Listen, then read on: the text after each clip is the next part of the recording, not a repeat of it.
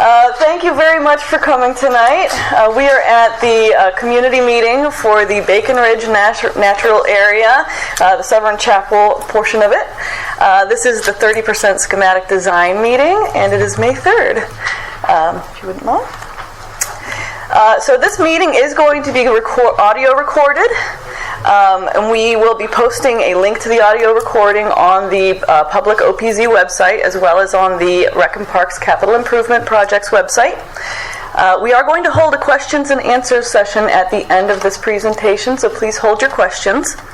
If you think of a question after the meeting and think, shoot, I should have submitted that, don't worry.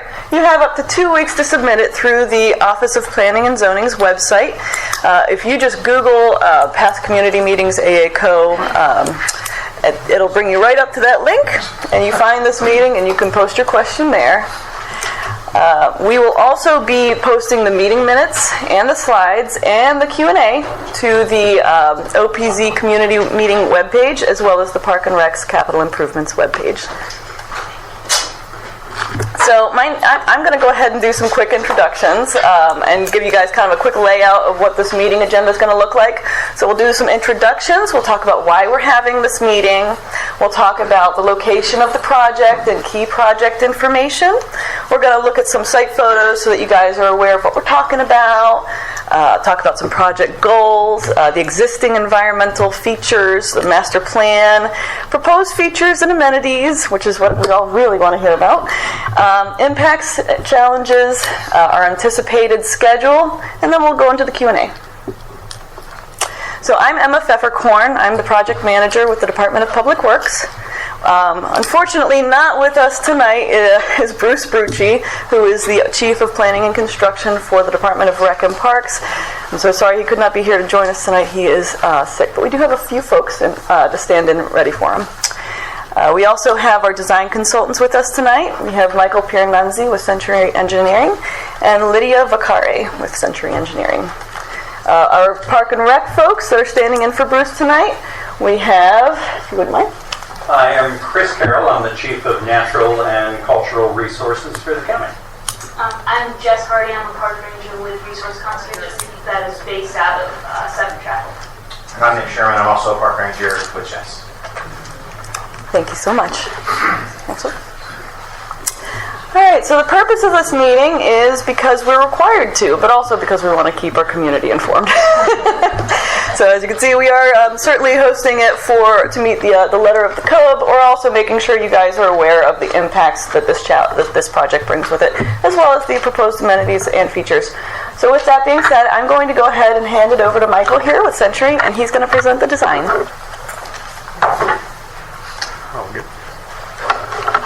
Good evening, everyone.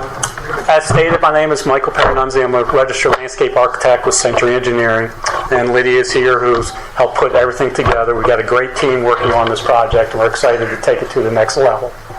So I'll start off with the project location, and I'll probably feel more comfortable if you don't mind in front of the screen. So we are located just southeast of Severn Chapel Road.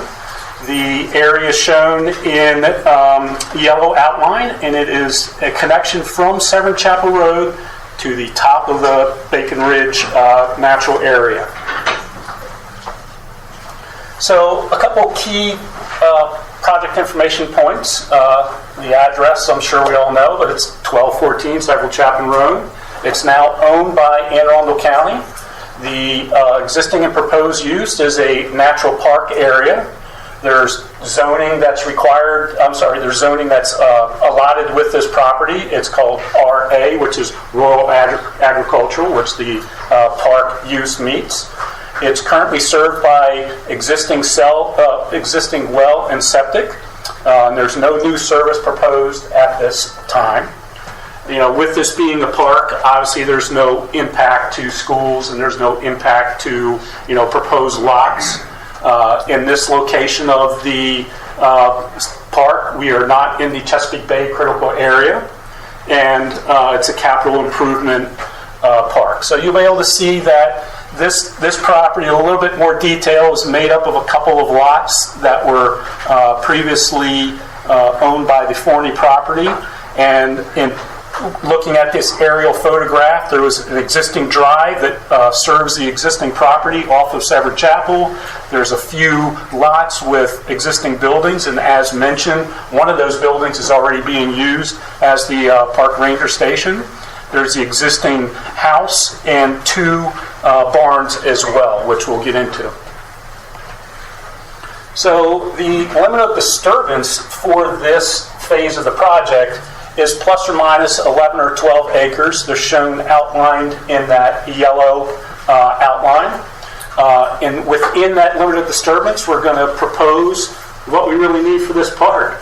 92 parking spaces.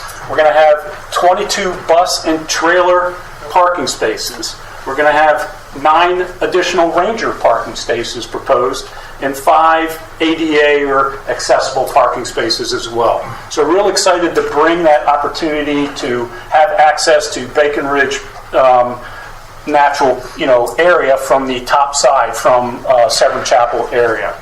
So we're going to enhance that or access that by a 20-foot wide paved road. Currently it's a very narrow existing driveway.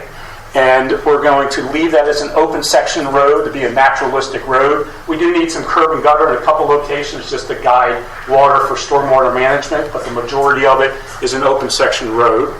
And we're going to follow that existing driveway. It's currently called Forney Road on the maps today.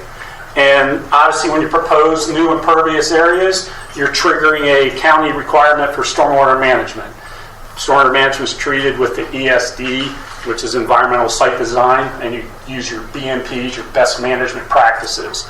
So the best management practices we're using based on the soils will be a combination of the submerged gravel wetlands, there will be microbial retention areas, and sheet flow, which is rooftop disconnect. I'll get into that in a little bit later in the slideshow. Here's a couple existing site photos. I mean, it's a beautiful site, no question about it. This is one of the existing houses that is now used for the ranger station on Lot 2B. And as you can see, the rangers are already parked here, and the parking area is deficient already for the number of rangers that are there, and we're parking on lawn areas. So we'd love to really improve that as part of this master plan.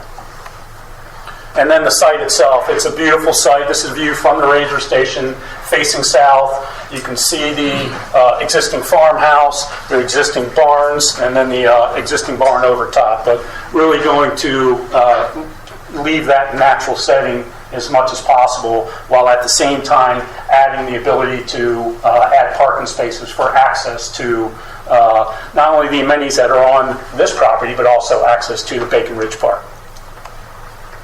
And again, this would be looking back from the park back to the farmhouse area facing north. And this is the existing drive that comes in off of Forney, the existing ranger station looking back towards probably north, I'd call it, facing north. So what are the goals and objectives of this site? So the proposed park improvements are based on the master plan that's online today. The goal is to proceed with that master plan and get it from this concept through design development and into construction. So the scope includes, as we mentioned, a new entrance, a new park road, expansion of the ranger station facilities, paved visitor parking area, and that includes those ADA spaces, the bus parking, and the horse trailer parking as well. With that, as I mentioned, we're going to need to meet the county requirements for stormwater management. We'll need to also landscape any of the new improvements to meet the Anne Arundel County Landscape Manual. And we will also keep those existing barns and evaluate those for potential park use. So as part of that master plan summary, it's again kind of shows that LOD, that limit of disturbance that I was talking about before. So what we're trying to do as part of that master plan is improve that driveway, give some temporary overflow parking if there's ever a really big event that's going on. Provide that bike skills track. Well, that's already in. That mountain bike trail is there, and it's very successful here. We're going to add a pole barn and pavilion to the ranger station to give the rangers a couple more facilities that they need. We're going to provide a main parking lot. We're going to provide a horse trailer parking lot and ADA parking spaces. potentially use the buildings for some educational opportunities. We're going to provide connections to the trails that are out there, and certainly provide a connection to the head trail that's at the top of the Bacon Ridge Park. I mentioned the landscaping, and we're going to also look at those historic sites that we have on site, the existing building and the 2 barns as well. So there are some existing environmental features. So when you look at the site, as landscape architects and planners, you have to look at the things that you want to design with, around, and be part of your project. So there's specimen trees that are out there that we need to address. There's forested areas, and there's already forest conservation easements on the site based on the county. There's wetlands, and with the wetlands, there's wetland buffers that we want to maintain, streams and stream buffers that we want to maintain. And then there's steep slopes as well, and historic structures as well. There's the farmhouse and the 2 barns. So we've used our survey crew and our environmentalists and our landscape architects to go out and address all of these environmental features. And as I mentioned, with steep slopes, there's some that are present on site, but there's a definition that details how steep slopes are measured. And so for this plan, I'll get into those environmental features and steep slopes and explain those in a second. But there's regulations of how steep slopes are measured. So when we look at those environmental features, we'll start with the non-tidal wetlands. So the non-tidal wetlands are in the pink. Remember, we had a limit of disturbance that really was shaped like this. So the wetlands are down in an area that are not within our proposed limit of disturbance. There's forest conservation easements. That's all where the existing trails are in the top of the site. So this FCE, or the green hatching, is the forest conservation easement. Again, we're not touching that area as well in our limit of disturbance. There's specimen trees, and the specimen trees has a critical root zone based on the diameter at breast height of the tree. And there are a few of those you'll notice on the site that we circled in white circles. We do have to address how we can handle those in a couple of instances based on the layout, and I'll show those in more detail as we go through it. As mentioned, historic buildings on the site. There's the Forney farmhouse, and there was 2 barns as well. They are obviously within our limit of disturbance, and we're working with Maryland Historic Trust on those. And then again, I mentioned those steep slopes. So you measure steep slopes, whether they're 15 or 25% or 25 or greater. But there's a regulation that states if they're not more than 10 feet in elevation, or they include more than 5,000 square feet, that you can really count those. So if you have just a little steep slope here or there, the county doesn't measure those. But for our case, we just wanted to show those to you on the plan. And I think when you apply that regulation, that steep slope, if we got into the hard details, we probably won't have to regulate those as much as if you had a huge hillside that was wooded with steep slopes. So let's keep talking about those environmental impacts. So the specimen trees I mentioned. So we're going to have the county arborist on site, and he's going to come and consult with us in reference to tree protection measures. Currently, out of this 11 acres of limit of disturbance, we're only disturbing 3 trees, 2 evergreen trees and 1 deciduous tree. So we're very happy about that. The forested areas that I talked about, there's tree forested areas throughout the site, and then there's tree forested areas that are within an easement. And as I mentioned, we are not touching the forest conservation easement, and we're just touching 10,000 square feet of some existing trees that we need to take out for this development. Again, the wetlands and the streams and the wetland buffers and the stream buffers, they are not within our limit of disturbance. And again, I talked about those steep slopes, that they're minimal in height and area, and they don't meet the definition for the county, but I just wanted to show them to you anyway. Again, there's the historic structure. So the historic farmhouse is in poor condition. That's going to be demolished. There's 2 barns, and we're assessing those for the historic value, and they may be integrated into the park, partially or fully, as either a recreational use or as an educational use. We're going to coordinate with the Maryland Historical Trust as we progress through the process. So some of the things we're excited about as we get this plan moving forward. We're going to improve that entrance on Severn Chapel Road. We're going to widen the road to 20 feet. Currently, like I mentioned, it's a very rough driveway that's going in there. We're going to have the new visitor parking that will be able to access the trails. We're going to provide horse trailer parking. We're going to provide bus parking. We're going to have a horse trailer parking that's going to have horse mounting area, a hitching area, and a water station. We're going to add bike racks, trash receptacles, and we're going to improve the ranger station for the things that they need. Additional parking, we showed that to you in the slide. Storage area, and the park even does deer management practices out there, so they'll need a building for that as well. There's going to be a pavilion for the rangers for their training. That is going to be used for them as well, and a training facility that can only be used by the rangers, not the public. I think that's it, yeah. So we have a schematic site plan here that kind of overall, again, I keep showing this arching area. So I'm going to go down each area in concentric order here. So I'm going to start with the entrance, the ranger station, the visitor parking, the bus and trailer parking area, and then that ranger training facility. So I'm going to start up at the top of the site and work my way down this way. So when you get into this 30% set, these are the plans that Lydia and I are putting together. So if we go to the entrance area, you'll see that the existing current gravel road, it's currently a driveway that gets back to those houses. It's a roadway system that is, a driveway system that is very steep and grade and hidden by slopes and elevation. We're going to improve that intersection by revising it and aligning it to checker lane across the street.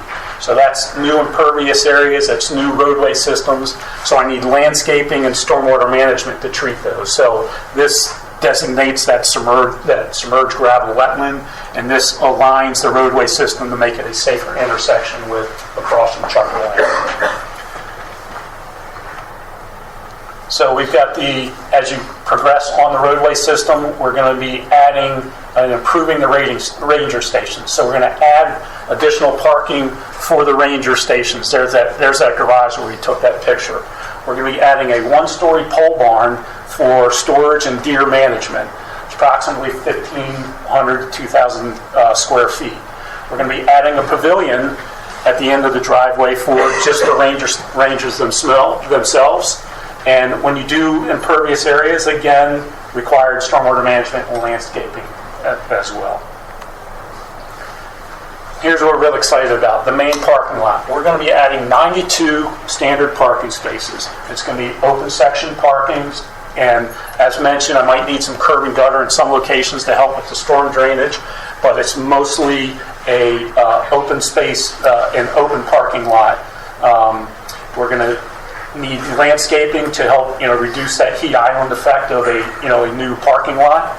And the existing lots, if people are obviously familiar with the site, there's currently existing gravel lots that are going to be removed and replaced with a standard parking lot. And as you come to the bottom of the site, we've introduced this loop-style ending, and this loop-style parking lot's going to be easy for turnaround. It's going to be, we've looked at the turning radiuses for trucks and trailers and horse trailers to meet those turning requirements. We're providing 22 parking spaces. They're 15 feet wide by 55 feet long. We've got 5 ADA parking spaces. We're adding bike racks and trash cans at each of these as well.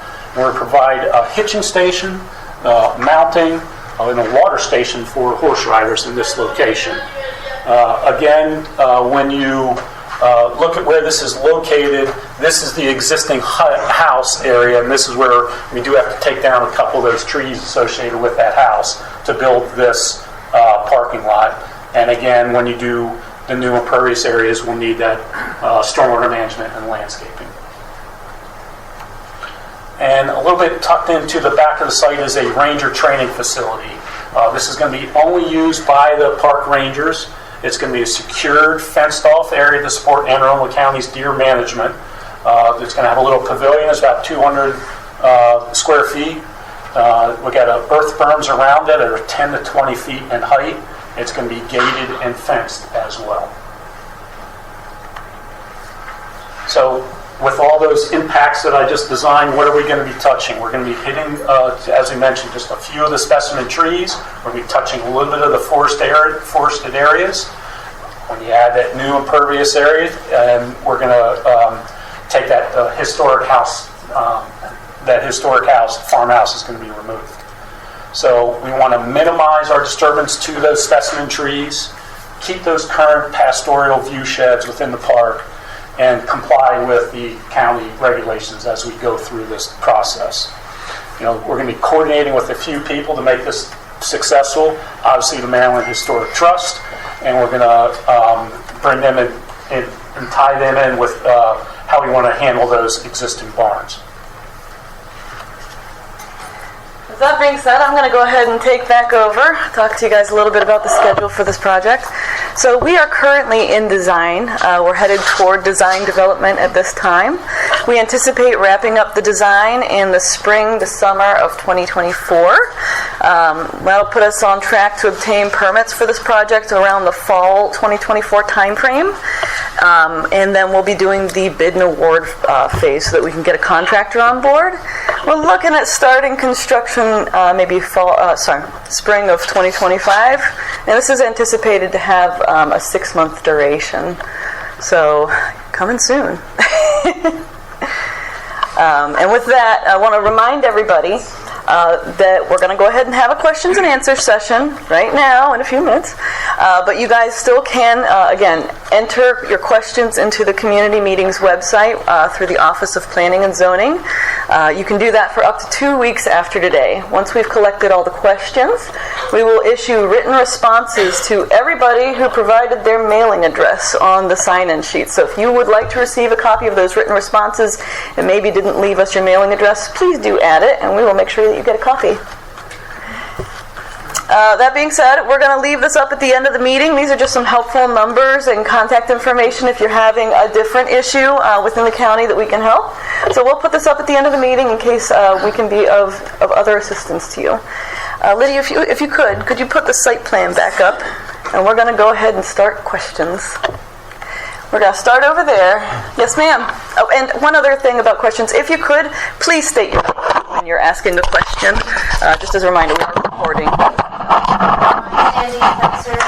And regarding the ranger training facility with the berms that's down near, it looks like the head of the horse trails, is that for shooting practice?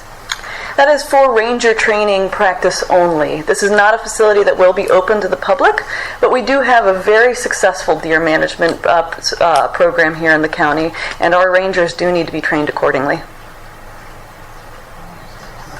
Answer the question. Are they going to be shooting guns when horses are riding by? Right, because that's scary. Well, and that is part of the reason that we are designing a 10 to 20 foot tall berm around this facility. Keeping everybody safe is top of mind for Recreation and Parks and the Department of Public Works. I work at North Track in Patuxent, and we have shooting ranges there, and the 20 foot berms aren't enough for some stray bullets that go overhead. Plus, there's a lot of noise. The sound. So from an operational perspective, I might be able to give you a little bit better of an answer. We are only envisioning using this facility, I would estimate, 6 to 8 times per year. That would be pre-advertised, so all users would know when that is occurring. It is probably 4 to 6 rangers each year that would train on that, and different from a lot of ranges, we actually use in our deer management program suppressed weapons. While they are loud and a horse would hear them, they're more comparable to a .22 rifle, so the sound is very limited upon those. So I'm not sure that solves everybody's concerns, but just wanted to give a little bit more background with that. Yes, ma'am. Well, my name is Jackie Gild, and I'm wondering what criteria you use to design, particularly the horse and bus trailer parking area. So, I'm concerned about the length and the width and the island as well. It doesn't look like, from what I read in the master plan, that the island is sufficient, not just for backing and turning, but for horses unloading with a ramp down. where are we going to tie? Are they sufficiently wide enough for tying to the side, which is preferred, or to the back? And also, just looking at your conceptual plan, and I know this might just be aesthetically pleasing drawings right now, 30%. However, I do see trees in the middle of the parking lot, and what looks to me like a bioretention area with some of the trees that could, I could be wrong, could just be a rain garden or a swale, but still a swale is not ideal. So, wondering about criteria again, because that's interfering with parking, unloading, horses tied to trailers. They don't always stay in one place like a car does. So if you could address what criteria you use in planning this. Yeah, well, thank you, Lydia. Right. So obviously, the criteria used was exactly what you stated. Was we followed the guidelines of what we looked at online for the horse trailer parking layout. So I'm not familiar. That's a 55 foot deep parking space, and I'll admit I don't know the everyday conditions of lowering your trailer back and backing your horse out. But our thought was that you'd be able to design and be able to drop off, and that's why you're having those hitching stations as well, that you could use those. And because you're going to have to, when you come back from your ride, do not hitch them up. We're putting a water station there as well, and then you can take them to your trailers. And you guys are the experts on it. Please, one at a time. Yep, and that's fine. Just as this group, our expertise, submit written comments. Yep. Please do. And also Please do. criteria from the groups, the organizations. There's various organizations that have, and different counties and cities and states who have put in similar parking lots. And there is criteria to use because you're really looking more like an 80-foot long kind of parking space. And the best way to design it is pull through. That is the safest way to design it, is to go around the parking lot and pull through and reserve the sides for extra parking. And that's especially good for school buses.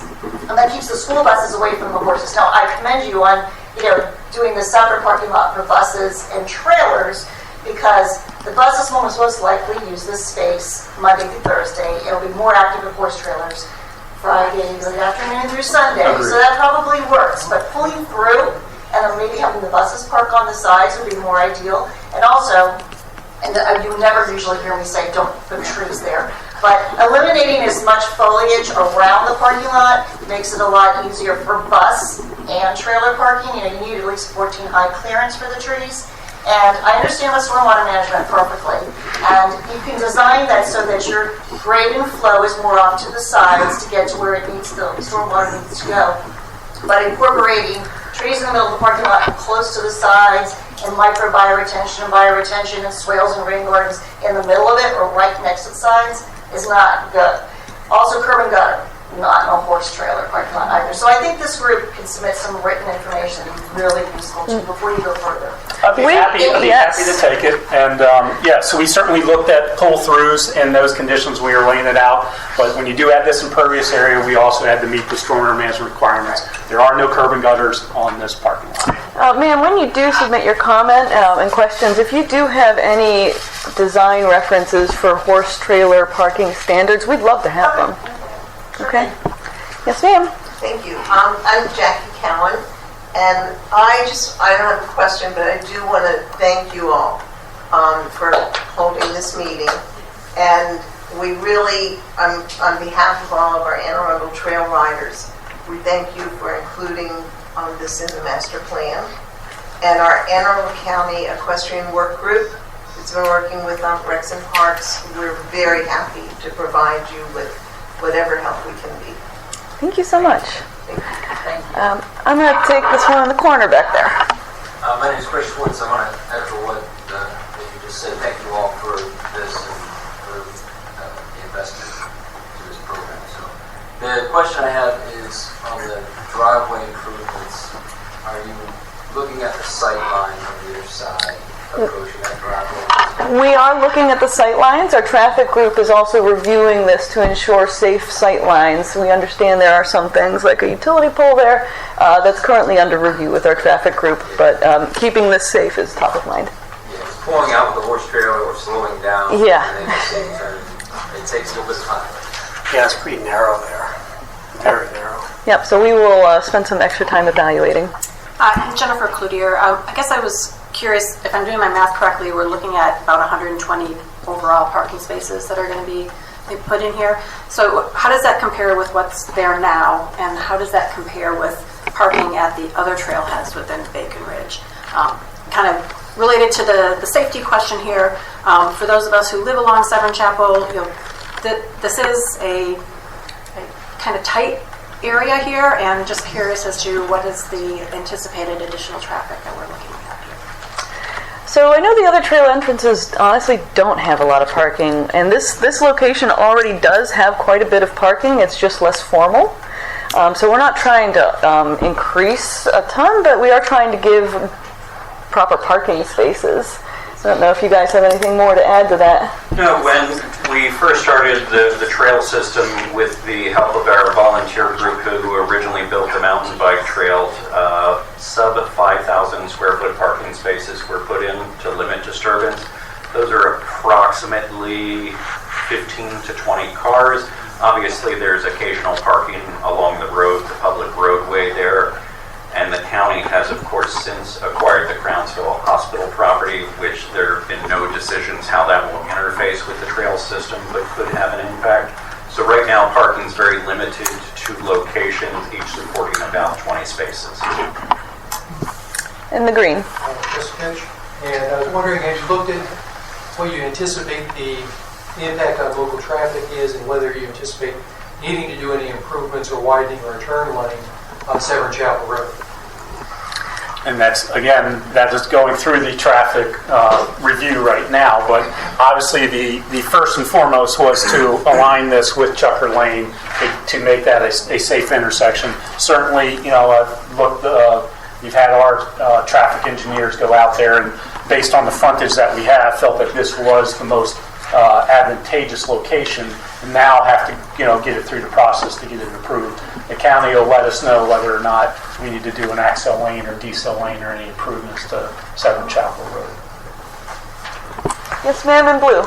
I'm following up on the traffic question, because it's not just traffic coming in and out, it's the actual traffic on those roads, on Severn Chapel, on Milledgeville Road, on Waterbury, which you do have the crossing of the South Shore Trail.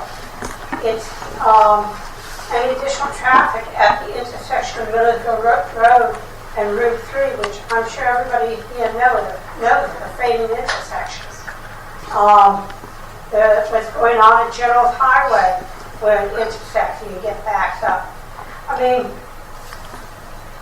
and it's a cumulative thing. You have what's going to be going on here. They talk about the park at Milledgeville Park, where they talk about, we won't get into that. But anyway, that all cumulatively has an impact. And those are narrow roads. It has a rural feeling. And typically the traffic study is done simultaneously with this. And it follows up, I would like to know how much traffic is going to be generated and how many trips and the impact that will have on actual flow and jam capacity on the local roads. So, in response to that question, very familiar with how you describe the roadway system. Again, that when we look at situations such as, when you're doing development, things such as hospitals or high rises or buildings, those all generate very high traffic generating uses. With the park, it generates low traffic uses when you're measuring it through that traffic generated average daily trip. So I'm just letting you know. We can certainly follow up with you on some numbers, but I'll let you know that parks are very low on the generating list of that standard average daily trip list. They're typically off hours, and they're, just letting you know, they're down on the bottom of on the list there in reference to peak hour numbers. I think it would be helpful to know what the anticipated traffic is based versus what it is now. Right. So I think that's what we're really looking for, not to how it compares to outside of a hospital or a school. Sure. So there are certain thresholds, that typically that need to be met in order to require a full traffic study. I'm sure their traffic group will advise us as they're reviewing the entrance for this park. But it should also be looked at the cumulative impact. That's part of a traffic study. Because you have Middleville Park going in where there's still discussion of how many fields are going to go in, and that is going to impact everybody here along all those roads. And so if you combine that with some of the additional traffic and the additional trailers, that could have a big impact. Now, I personally, my opinion, I would rather have less capacity and impact Middleville Park and more capacity for the trailers to be able to get through without having to fight the traffic. That's my, but it needs to be considered, because if you have that at Middleville, you have a lot of traffic, and they're going to have 200 or 300 cars coming and going. That's going to impact the ability for people to access and drive trailers on Middleville Road and everything. Understood. Yeah. I mean, at the master planning level, this project was not flagged as requiring a traffic study, as we pointed out. Generally, the parks are lower traffic generators, but I'm sure that the traffic group will advise us if one is necessary. But I'm talking about the interaction between two different things. Middleville Park could impact access to this. Thank you. Yes, ma'am. Alex Abella. I just, first again, like everybody else here, and maybe we should point it out actually, how many people here are horse people? Some of you are in green. Stand up. Stand up. Quite a few. And we're delighted to have you. Here we are. So I just wanted to thank you so much for considering us, for offering this opportunity to the horse industry in this county. We are very big, we're very strong, we're very grateful. And I was a little concerned when I heard you say, well, we looked up on the internet, and we all know looking up on the internet gives us a lot of answers, but also asking this immense group will also give you 1,000 different answers. So my question to you, one of the things that concerned me when I heard you talk about water station, for me it's the biosecurity. There are issues with biosecurity when you start to talk about food and water being shared between horses. So you have to make sure that the water station isn't about that. It's about providing water but not being shared. It's complicated. So the question is, how do we best help you? Is there a process, a procedure to create a committee that funnels information to you that is valuable, valid, effective, efficient, true, not just from any source? So I believe we actually have somebody in attendance tonight. Would Jane Cox please stand up? So we're going to have a great resource in Jane Cox regarding the equestrian use of this park. I know that there are a lot of concerns with exactly how we're implementing these facilities, but we will be definitely coordinating with somebody who is a pro-equestrian. And what I'd like to also reiterate, thank you so much to Rec and Parks for considering and working with us. We've had some really great constructive communications over the last couple months, and I think we're on a great path. I do have an email address just to try to collect everybody's information, so happy to share that after the meeting, and we can hopefully all bring our comments and thoughts to the table. And by the way, your comment about, biosecurity, as you put it, I love that, and so the information like that, that's why we're having this meeting. Do I know about biosecurity for horses? No. But that's why we're having this meeting. We really appreciate your input. I just want to make a suggestion if I can. My name is Ashley Kern, and I don't know if you guys know of Scully Mill Horse Park. It's out Wester, but if you guys can kind of maybe take note of their horse parking area. I love their giant water tank that they have. So they have a giant water storage tank, and that helps with the not spreading sickness basically. If the horses are sharing water, you can just take your bucket to it and then turn the knob. I love that. It works really well. And then they have their big built-in mounting block. I don't think that they probably won't have hitching posts. So like, I thought that was a cute idea. That was a cute idea. We all do that. We all laugh. I understand. Yeah, just don't do that. But like the one is just literally perfect. It's also like true grit. Yeah. But I really, really personally love trailering and riding there because of their amenities for my horse. So I was just saying, if you guys can, that's another just example of a... Absolutely, that's perfect, and I saw Lydia write it down, so we'll be there probably next week. This lady's been patient in the back, multicolors. I'm also a horse person. I love horses. I had one. Carol Huffman. I live on Severn Chapel. There's been an increase in water flow down Severn Chapel since there's been more and more construction at the top of Severn Chapel, like around Chucker and what have you. Those of us that have lived there for years notice that flooding starts to come down when we get heavy rain. Do you anticipate the improvements that you're doing affecting any of that or creating any more of that flooding that's coming down? It runs down and it kind of goes all the way over to the path almost down that gully down Severn Chapel. Yeah, thank you for your question. I think feeling very confident to answer your question that I don't, and the reason is for that those probably mundane points that I was making in reference to those stormwater management facilities that we'll be putting on our site. So our engineers do a study of how much water is flowing off of the site.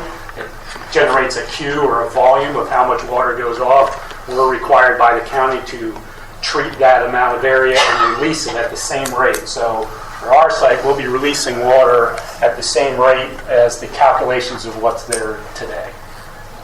That's a very technical answer for you, but yeah. So the stormwater management that we're proposing will make our site not add more water to any of the off-site drainage.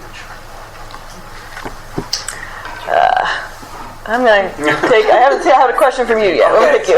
So on the original or the initial map you put up, I'm assuming that N is the Ranger Training Facility because that wasn't in the legend. Can you go back to the first one? Right there.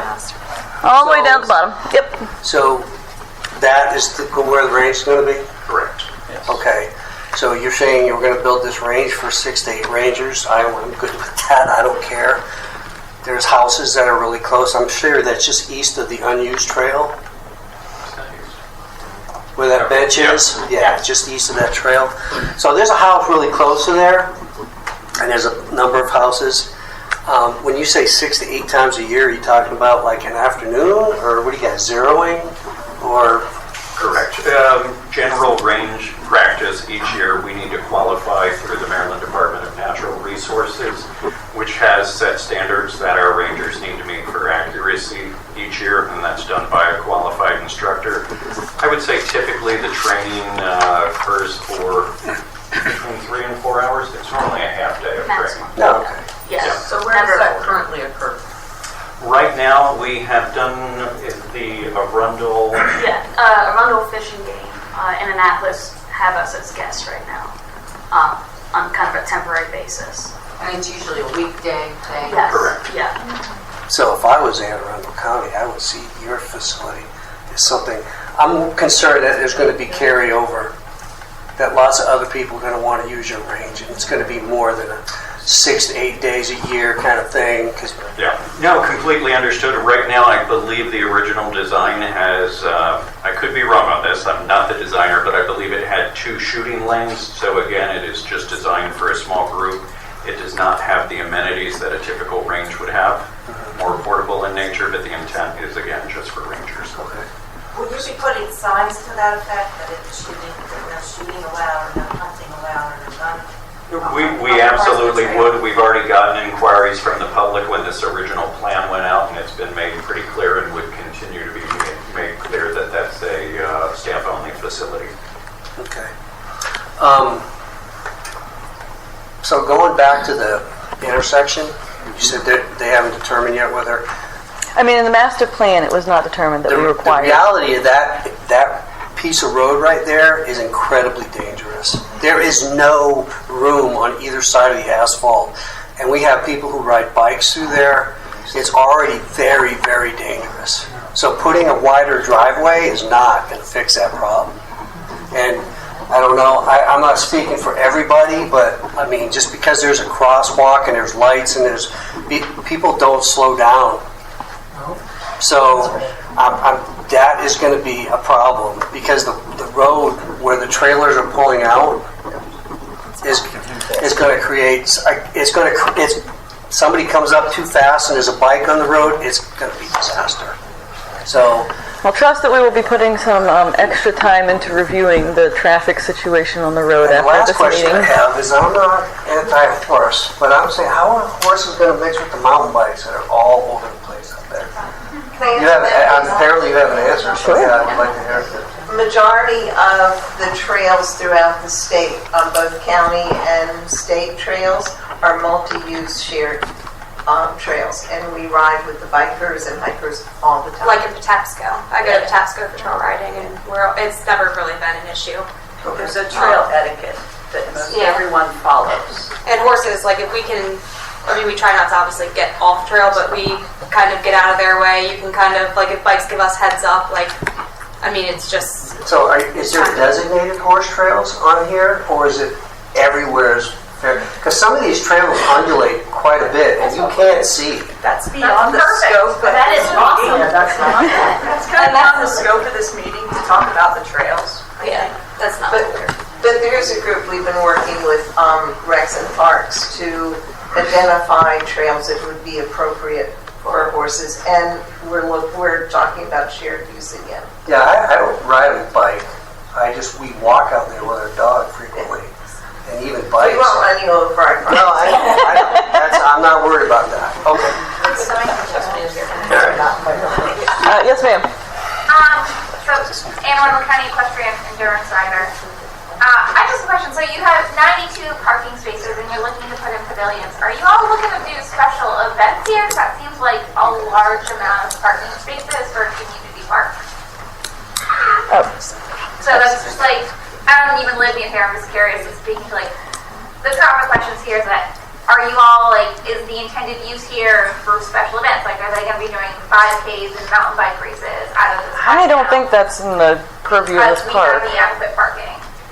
Yeah, I mean, right now, during the busy times, I think mostly on the weekends of this park, there are people parking alongside the road. And so what we're trying to do is simply provide enough parking to avoid that kind of congestion. Is there additional like a lot, like you're expecting large groups of people? Which, like, okay, just fine. Like, I'm just curious. Are you expecting like large groups of people all at one time? I can say it. There was no original intention to have the parking be designed specifically for special events. Operationally, we were evaluating special events. I think at this site, we have not completed operational planning until we see the facility used. We had been asked by several groups, Boy Scouts and others, whether they could. We have held off at this time. We want to see how the park operates as its intended use, which is more passive use of mountain biking, hiking, and equestrian. I can't tell you now that I would never consider a special event, but there's a process for that. And it's not part of the overarching plan, and often that goes through a several-step review process, up to and often including the director's office, depending on how big it is. So those 90 spaces, I would say, are average for getting the users on a busy weekend off the road and off the grass. So you're assuming you might have 150 or 300 people using it at once if you have 92 spaces plus? I want to clarify, this park is over 1,000 acres in size. No, I know. So it's that there might be 100 users should not be surprising. Horses and buses and people at once. So on that side, I'll let you all, how we come up with people, and we call it internally carrying capacity, but it's not something that falls under my purview. And for us, it was that safety concern. The county came to us and said the parking spaces, the parking areas for Bacon Ridge that are surrounding that park, and we visited them, are very small in size, and obviously as users of the park, you guys are very aware of that. And people are parking along the sides of those roadway systems, not on Severn Chapel, but down at the other trailhead locations. Those are very unsafe down there. They're parking in people's private property and parking on the drive. And the intent was to get them off of those illegal parking spaces and get them into a standard parking lot. Yes. So you don't have a number of users that you're... No, not at this time. Yes. Just on you mentioned earlier process-wise, we live at 1100 Chugger with the bottle and Chugger right there. So I love the park rangers, love the outdoors. Thank you for all that stuff. If there is, and I agree, that road is just, I don't even run out there anymore. Waze has ruined that road. And if there's a change made or a survey to make any changes to that, to Severn Chapel, where does that fall into the process timeline? It's part of this review, as mentioned. That's what this review, we've come up with this option, and it's now going through the traffic review right now. So if they come back and say, hey, we need to add accel lanes or decel lanes or do any type of improvements, that would be part of the program as this progress. But then we are the neighbors, I guess. Will we be notified of that change so we could have a chance to provide comment? So I think in your original slide that you showed where the next, the steps were as we were going through here. Right. So as of right now, this minute, there are not planned improvements to Severn Chapel Road, but we are taking your feedback right now. We hear you, and we will absolutely evaluate if it should be added to this project. But as of right now, that's not part of it. Yeah. I just always envisioning 20 buses. Sure. No, I hear you. I hear everybody here. Yeah. Yes, ma'am. No. I give, go ahead.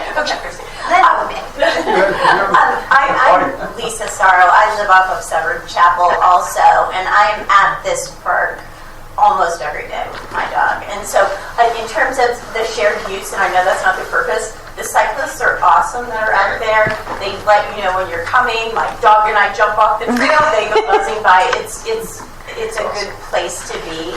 I am horrified by that entrance and exit every time I go in and go out. I go every day, and I still, it sneaks up on me going in and coming out. Right, the existing entrance. Yeah, yes. The existing entrance. I almost really, hidden. Say a prayer and hope for the best every time I exit to turn left. So it's a little misleading the way that the map is, because it looks like that's straight, but it's coming out onto a straight road. That is a very curvy road, and people fly. So I know you said that it didn't require a traffic investigation, but it really needs something there. Every day I'm there. Not a traffic light either. It really does. I hear you. Thank you. Yes, ma'am. Sandy Spencer again. Thank you. Thanks for considering the equestrian use of this park. Around the trailer parking area, I don't know what your budget is like, but would you consider maybe having a pavilion with picnic tables under it and maybe an enclosed paddock area near there? Is that something you considered or would consider? I think, with this project, that we're going to have certain challenges. And right now, I really think that we probably only have the budget for the planned program. But please do submit your feedback to Parks and Rec for future improvements. I'm going to take this gentleman right here. Hi, thank you. Hi, my name is Dan Dunlap, and I live in a neighborhood adjacent to the park. I see several of my neighbors here. So we received a letter from Bureau of Public Works dated April 4th, and in it was described as a gun range, and I guess that's what you call a training facility. And I was really stunned, to be honest. We love that park, it's beautiful. The idea of putting, mixing guns with a beautiful space, it just seemed crazy to me. And we like to walk. I don't have a horse. I wish I did, maybe someday. But I can't imagine you're out in this beautiful park and all of a sudden guns are going off. understand the county planning and budgeting process, but it just seems very inconsistent. So just one thing that people may not be aware, when the original parcel that made up the core of Bacon Ridge was transferred from the state and the county acquired it, the original easement of about 600 acres is actually a DNR managed hunting site currently. So right now there is existing use that has been in occurrence since I've been here with the county. It is a little bit hard to wrap one's head around. I've been to many parks where that is a combined use, and I found it interesting before I got into the business. But just so people know, there are, during certain hunting seasons, people that are hunting the entire southern portion of Bacon Ridge while it's being used.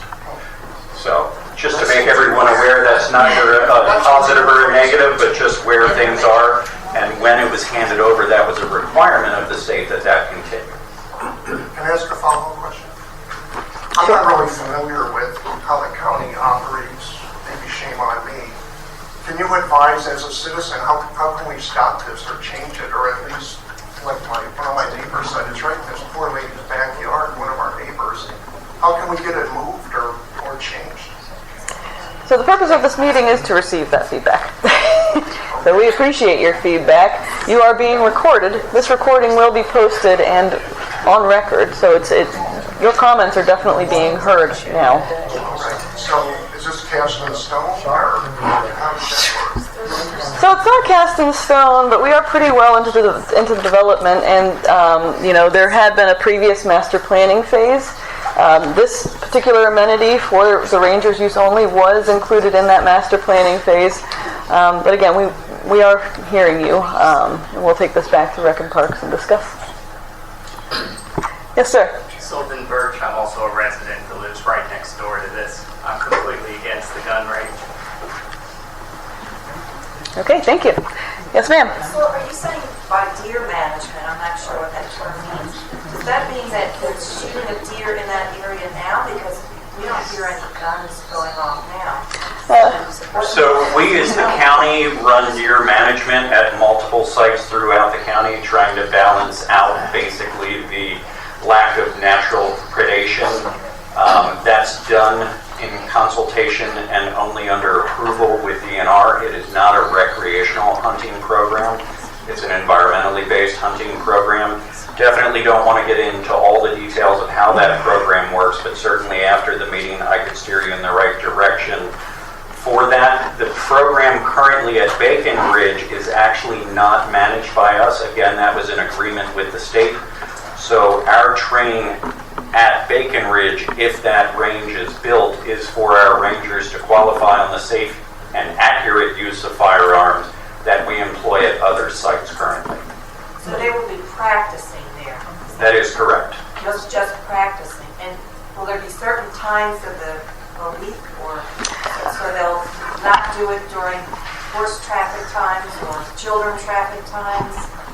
Yeah, I don't know if anyone missed it earlier. Our estimated use is 6 to 8 times per year. We would give plenty of adequate public notice, and I mean multiple weeks in advance of when that was occurring. To be honest, we have not delved into the details of when that would occur, but I know operationally we're open to, if you, in this group, the neighbors who live around that area, again, if it is built, would prefer that it occur at this time or that time, we would certainly take that into consideration. How do you do the public notice?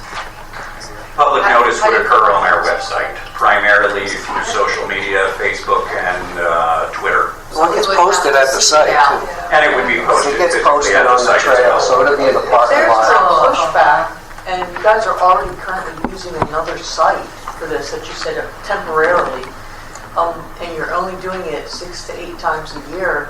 What's the probability that you would be able to continue to use the current site that you're using? So if there's such a pushback on that range being built. I don't think that option's been explored yet, to be honest, but something we can look into. Absolutely. Yes, ma'am. Surely the investment in building a gun range to use 6 to 8 times a year outweighs the concerns of this. It's not a good investment. I'm not prepared to speak about that one, to be honest. Next question? Are there going to be any additional security measures? Personally, I was parked at the Bacon Ridge Road trailhead last year. My car was broken into along with 5 others. So adding this many more spaces makes it sort of a much easier smash and grab than it already is. I don't believe we provide parking lot security. Yeah, we do have the ranger stations But- right there. Yeah, so to give a little bit of background, the rangers that work out at the Forney site are what we call resource conservation and protection rangers. They are not only assigned to Bacon Ridge, but manage the county's 9,000 acres of natural resource land. So I will admit they are all over the place, as they could tell you, everywhere from Jug Bay up to Solly Cove on the city border. We have acknowledged with increasing usage, the Great Mountain Bike Skills Park and the trailhead being there now, the hope that we would have a staff member present within the Bacon Ridge area every day that we're open during typical hours and when the park is open. We did request funding in the budget, which is not finalized this year, for additional staff for resource conservation. Can't speak to when that will occur, but we should have word, of course, when the budget closes later in June. Will there be cameras or any additional security measures besides rangers and resource officers? We don't currently have any plans to add cameras. Do we need to tell our council member that we want that funding? Is that who we got to? I can just point the general direction down. I'll let you on your own. And I would like to make clear, a lot of people don't know this, is our park rangers are primarily education focused. We have very, very limited citation powers. We are not an accredited law enforcement agency. So some of these discussions will need to occur with the Anne Arundel County Police and how they'll access and enforce at that site. Yes, ma'am. My name's Amy Spagowski. Has there been any discussion about the possibility of an entrance fee at any time in the future? No. I don't believe, not to my knowledge. I did not hear that. Is there any possibility that folks will be charged fees coming into the park? That has not been discussed to my knowledge at any level of recreation and parks. Could that change in the future? A new director, a new administration, I couldn't answer, but there are no current plans for that. Yes, ma'am. Alex, again, following up on that question, I don't know how this works with counties or not, but will there be an option for a donation box for those of us who use the park and maybe want to leave something for its maintenance if there's no fee? It's really lovely, but I don't know, to be honest. I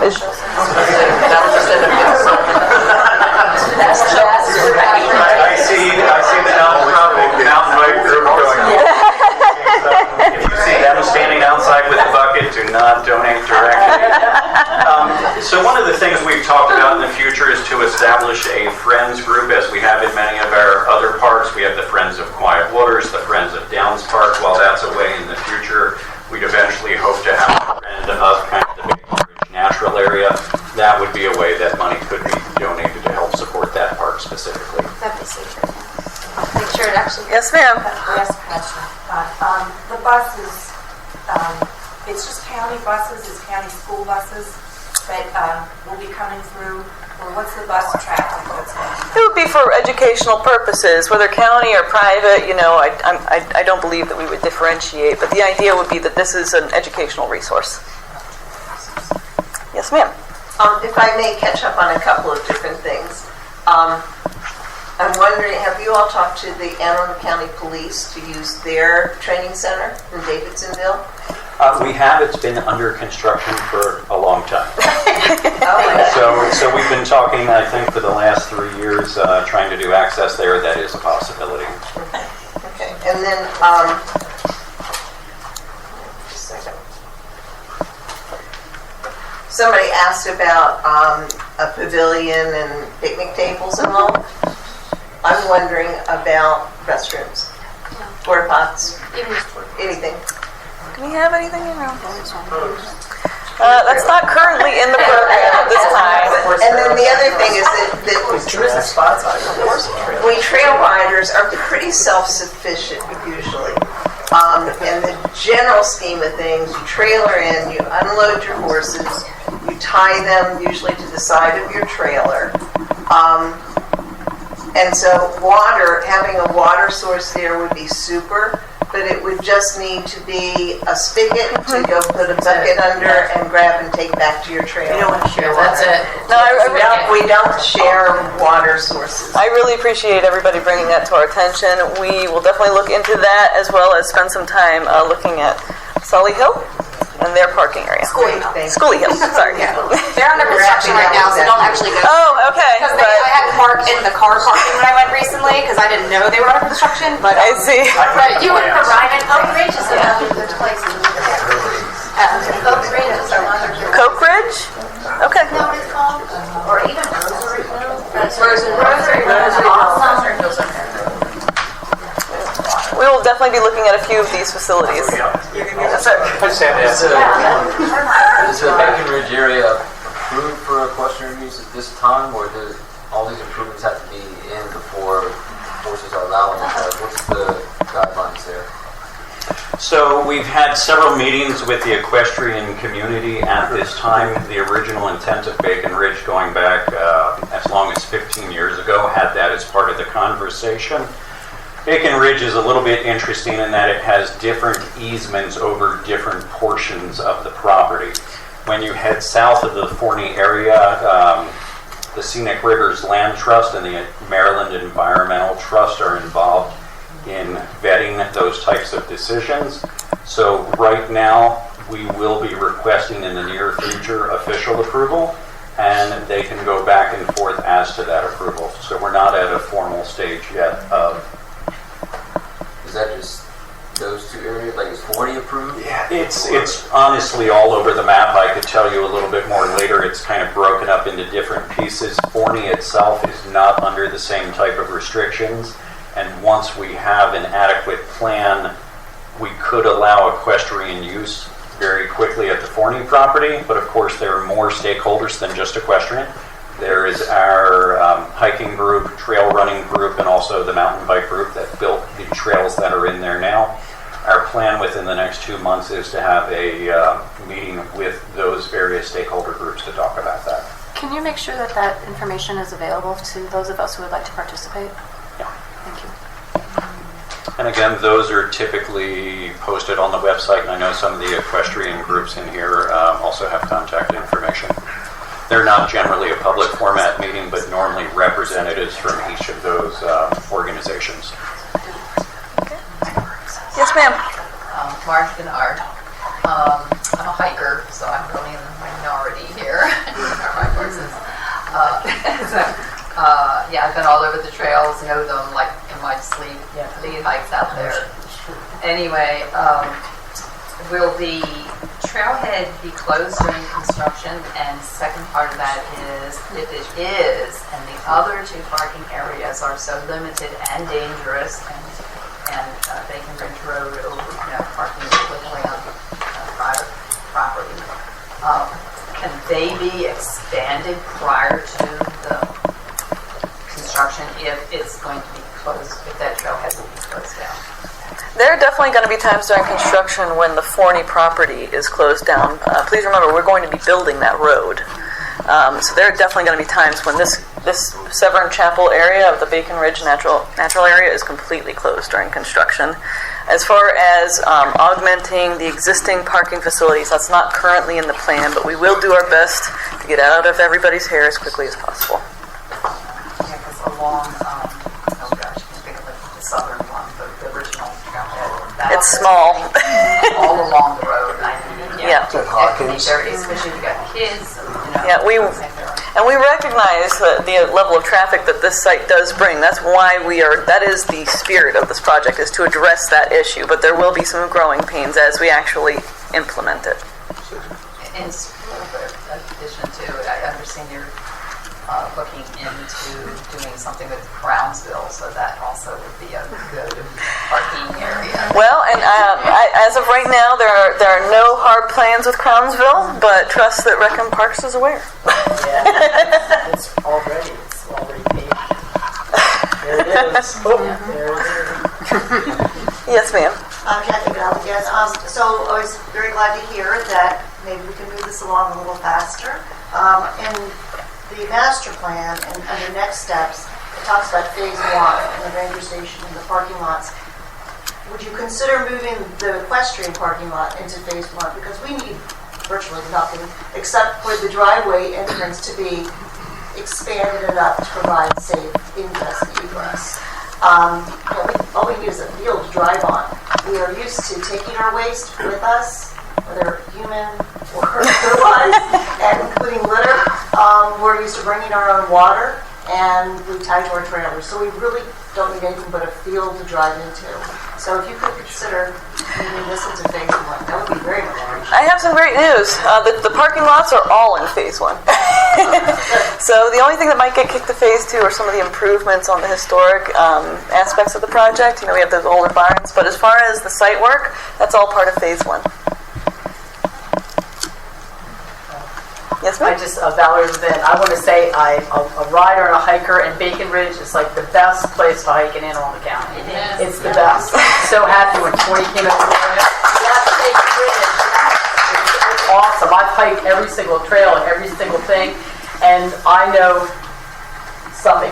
Now, I personally never rode, but I know a lot of people that rode from that little church that's on Seven River, came down Hopper Lane and rode all through those trails there, and I'm excited because I can, people were saying, about the bikers and the thing. There are places that, like at Rosaryville, the horses are in totally different places, and some of those trails in Forney, you don't even have to. You're not even on where the bikes are. I mean, it's just, and then when you do see a bike, everybody gets along. So I'm so excited because literally, Anne Arundel has no place to take your horse to ride. I mean, everything, PG County, like today I went up and went to this little park, Pawnee Run. You could probably fit 5 trailers. It's you just go around, there it is, and it was like the most beautiful thing. Bohemian River State Park. Again, if you want to go look at how they did it, it was so just gravel thing, but how they had just driving in and out Bohemian River. Again, it's not Anne Arundel County, but again, a great place to take your horse, and everybody gets along. There's hikers and bikers and strollers, and it's just, so I'm so excited about the shared use and everything. So thank you. Well, thank you for that. I love your feedback. Thank you so much. Yes, ma'am. One of the favorite places to ride for most of us equestrians here is Patapsco State Park, the McKeldin area, and they don't have any paved trailer parking. It's just a grassy field, and it works pretty well, except for when it's really wet. Yes. And when you ride at McKeldin, you can hear the rifle range just down the road. And the horses, they're okay with it. They get used to it. They can tune it out eventually. We appreciate your feedback, man. But thanks. Thank you. Yes, ma'am. Mitchell Dunlap. I'm a neighbor of the property as well. I'm a neighbor. My name is Mitchell Dunlap, and I'm also really concerned about the gun range. I want to voice my opposition to that in this facility. We appreciate our rangers and know they do a lot of good hard work. Since there are 1,000 acres, I'm glad to have this slide up. E is where the range would be, I'm assuming. I mean, is there any...